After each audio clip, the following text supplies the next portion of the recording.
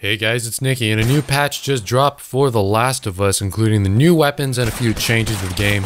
I'll be talking to you guys about the more important ones if you don't feel like reading the patch notes for yourself.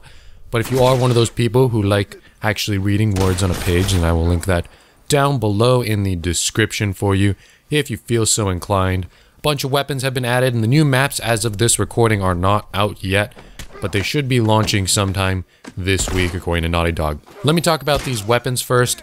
We have 4 new weapons: the variable rifle, or as I like to call it, the scoped enforcer. You have the semi-auto with a scope, the full auto with the scope, and a burst rifle with this scope. These weapons do not come with the season pass, so you're gonna have to purchase them for 99 cents each. And if you're really strapped on cash, TLDR, I would only buy the variable rifle, and I'll tell you guys about that in a second. Let's talk about the scoped full auto first. Piece of crap. You guys know that I hate the full auto. There's basically no situation why I prefer the full auto over the burst rifle, and the full auto's only real tangible advantage is it's got a 5-round advantage over the burst rifle on level 2. So the full auto's got a 20-round mag at level 2, while the burst has a 15. The scoped full auto rifle, pretty much not useful in any shape or form in my opinion. You can just run the full auto because the scope on the full auto rifle is just completely unnecessary. It's not a ranged weapon. You're not going to need that ranged advantage because the scoped full auto is mostly effective in close quarters, so the scope is just completely unnecessary.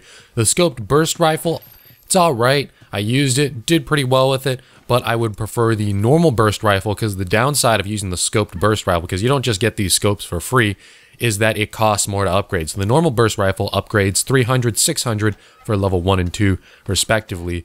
The scoped burst rifle takes 400 and 800 to upgrade respectively. And if you're playing a short game like Survivors, you're going 4-0, or if you're playing, say, Supply Raid, if you're buying armor, if you're upgrading your secondary, if you have a purchasable, you might not even have enough money to get those upgrades. So the cheaper upgrades, I feel like, are much more important than the scope. I would definitely go with the normal burst rifle. Now, if you're playing a game that lasts a little longer, say Interrogation, you go a full 15 minutes, of course, eventually you'll accumulate enough points to upgrade the scoped burst to its full potential. I'm not saying that the upgrades are hard, but if you're using a class that you have to focus money on for other things, other weapon upgrades, other purchasables, then the scope burst might not be for you. So I don't really think it's a necessity. The scoped semi-auto is alright. Again, the semi-auto rifle is a very good ranged weapon, so putting the scope on it does help out. But again, I don't think it's necessary. And I'm not sure, I don't have hard numbers here, but I'm pretty sure the scoped semi-auto rifle has a much longer aim down sights time than the semi-auto. So keep that in mind. I'm not sure if that's worth it. Now, the variable rifle I can definitely recommend in the gameplay you're watching right now. I am using the variable rifle, or the scoped enforcer, because that's pretty much what it is. It's got a very good rate of fire. It's semi-automatic, not reloading after every shot like the hunting rifle. It's a 4-shot kill just like the enforcer. You can do 2 to the head or 1 to the head, and 2 to the body is a kill, or just 4 straight to the body if you're aiming center mass right there. You can use the scope with it, so it's kind of like El Diablo, where you can free aim it with the circle and then scope in if necessary. One thing I really like about the variable rifle is that it doesn't have too big of an aim penalty when you move. So now I'm comparing it to the semi-auto rifle. The semi-auto rifle has a pretty big aim penalty if you're trying to strafe around a corner and shoot. The variable rifle does not have that. So in that sense, you could play it pretty aggressively, or you can chill back and put shots down range. So I'm really liking the variable rifle. I would actually definitely recommend it. I'm sure, just go look in between your sofa, you'll be able to find 99 cents. The variable rifle, if you only had to buy one, is definitely my first and foremost. Up next would probably be the semi, then the burst, then the full auto. Is just not, if you can get that to work, then good job. Pat on the back there. Let's talk about some other changes. Now, this patch claims that the hunting rifle does 70 damage now rather than 55, but it's actually been that way since the release of Remastered. The hunting rifle does 70 damage now. It's still 2 shots to kill to the chest. Of course, it's 1 shot to the head, obviously. But the hunting rifle is now the highest damage chest shot weapon in the game. Yes, so military, 55 to the chest. Bow, 55 to the chest. Hunting rifle, 70 to the chest. Why does that matter, Nicky? It's still a 2-shot kill. You can one-pop people with a revolver, or if you got a teammate behind you firing semi-auto shots, all he's got to do is connect one, and the enemy is down. So the hunting rifle is extremely powerful now. It went from 55 damage to 70 damage. All right, a few smaller things. The aim assist on the second level of the hunting rifle and military scope, when you zoom in further with the scope, has reduced aim assist now. Now here's another change that I pretty much agree with. This is right from the word of the dog, Naughty Dog. Supply boxes now adjust for unbalanced teams. Being on a team of 3 players against a team of 4 players is equivalent to being down by 3 lives in supply raid or 2 rounds in survivors. There is no reduction in items for players who are on the team with more players. If you didn't catch any of that, if you are on a team with less players, then you're going to get some advantages to help make up for the lack of a 4th man on your team. And here's the last change: improve logic for balancing teams between matches. So this is Naughty Dog's attempt at making skill-based matchmaking in The Last of Us, and I kind of disagree with this. I'll let you know about it in a moment.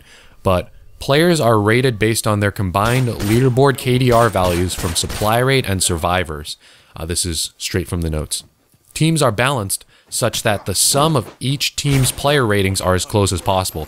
So say you're running with a squad of 4. Let's say each of you has a 1 KD. Your team's player rating is 4. So you're going to try to get matched up with someone in that range of player ratings. This also applies to parties. However, when parties are involved, the assignments of players are more limited, so the team balance may not be as close. So when you're playing as a party, they'll keep you guys together for the most part, and the only way for the skill-based matchmaking to work is to find you stronger opponents rather than making your team weaker. Note that the interrogation mode also uses combined KDR values from supply rate and survivors. In future updates, Naughty Dog would like to add a unique player rating for each mode. Now here's the thing, here's why I have a problem with this.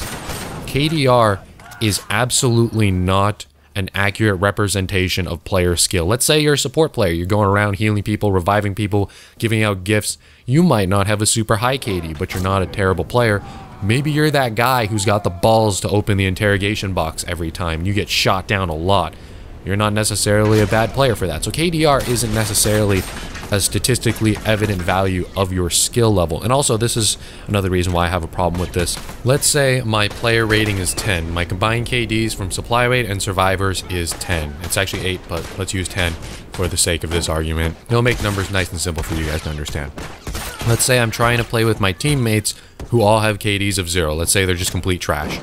The way this works is that my team's combined player rating is 10. We're going to get matched up with some other people whose combined player ratings are 10. They might have a 5 and a 5 and 2 zeros, or whatever combination you can come up with. Unless you're going up against a team with a guy who has a 10 skill rating and 3 0 skill ratings, it's not an even fight. Because if, say for example, there was a guy on one team with a 10 skill rating and a guy on the other team with a 10 skill rating, and then the other guys in the lobby, no matter what team they're on, have a 0 skill rating. Pretty even, right? But let's say I'm playing against a 2, a 2, a 2, and a 4, right? That adds up to 10, trust me.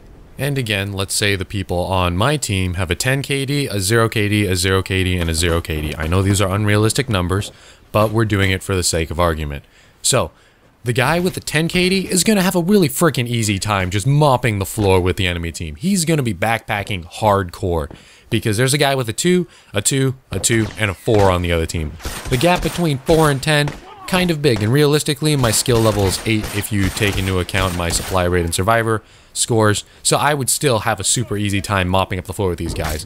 The strongest guy on the other team has a 4 KD. I have an 8. It's going to be a really easy time for me, but 3 of my teammates have 0s. They're going up against a guy with a 2 KD, a 2 KD, a 2 KD, and a 4 KD. They are going to have a super tough time. So you see where I'm coming from here is that if there is a huge skill gap between the best player and some not so good players on the same team, this skill-based matchmaking doesn't work because the guys with low KDs are just going to get their shit pushed in, while the guy with the high KD is going to have to backpack them to the end. And I know I said earlier that KD is not an accurate representation of the way skill works, and either this new system is flawed because that premise is true, or this new system is flawed because of what I just said. If KD were an accurate representation of skill, then pretty much what I just explained to you makes the system flawed. So either way, I'm not all on board for KD being the only way to determine if someone's good or bad, but I'm not just gonna sit here and poke holes in this strategy. You know, any idiot can complain about something. It takes a real genius to come up with some solutions, and I'm kind of a genius, man.